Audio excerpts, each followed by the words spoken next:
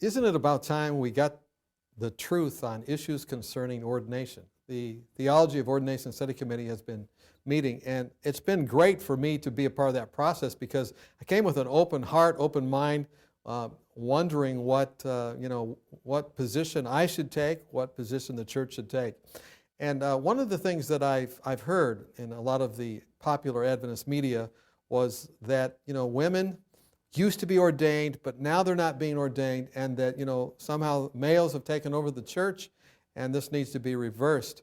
So I wondered, was there ever a time within Adventist history that women were being ordained to the gospel ministry, as has been intimated in many different articles and different things I've read in the popular press. So what really impressed me to that end was some papers. Here's a paper by David Trim. I encourage you to read it. It's on the Theology of Ordination Study Committee website.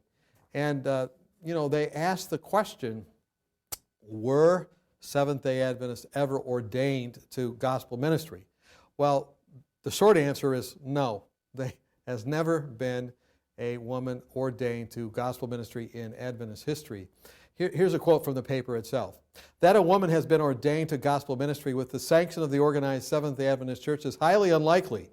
It is possible that ad hoc measures were taken that departed from denominational praxis, or in other words, practice, but I'm unaware of any documentary evidence, and even if it were true, like if there had been an ad hoc evidence, it cannot be taken as normative. So, were Seventh-day Adventists ever ordained to gospel ministry in early Adventist history? The answer is simply no. What about the examples that have been often mentioned as proof that Seventh-day Adventist women were ordained in its early history? What about Ellen White?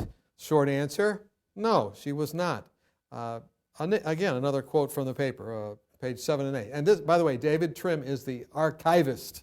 In other words, he has access to all the historical records. This is what he said. Although Ellen White carried an ordained minister's credential, she was never ordained. Now, I've often seen those agitating for women's ordination today hold up Ellen White's credentials and then claim on that basis that she was ordained. But the simple fact is, she was not. Now, isn't it about time to tell people the truth? I mean, just the truth about the history of this issue. Another question I had as I came to this committee, why have so many people been saying that early Adventist women were ordained? What would lead people to do that? And I'm not here to question motives, but I would just simply say they don't have the facts, but now we do.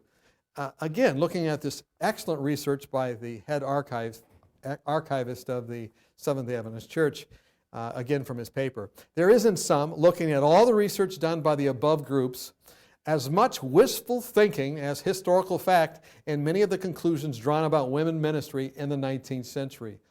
Well, what about all that history that they came up with?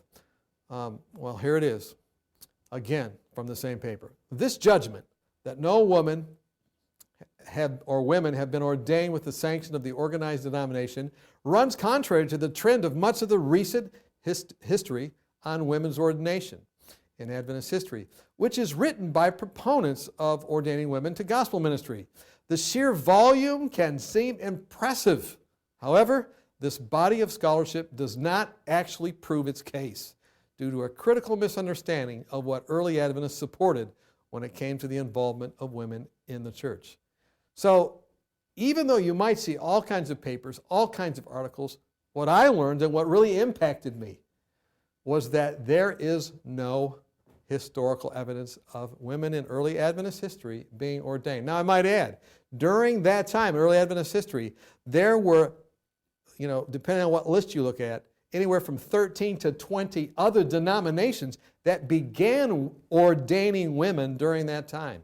So even though many other denominations were ordaining women in early Adventist history, Adventists did not. So what's been the result of this misinformation?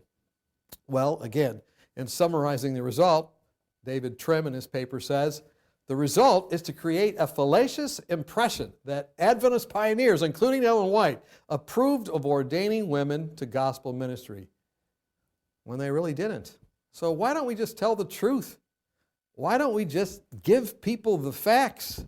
Now, what's even more troubling to me, I got to be honest with you, is that even in light of these facts, and they are facts, I still am hearing people that even sat in the committee with me and heard the facts continue to mislead people concerning the history of ordination in the church.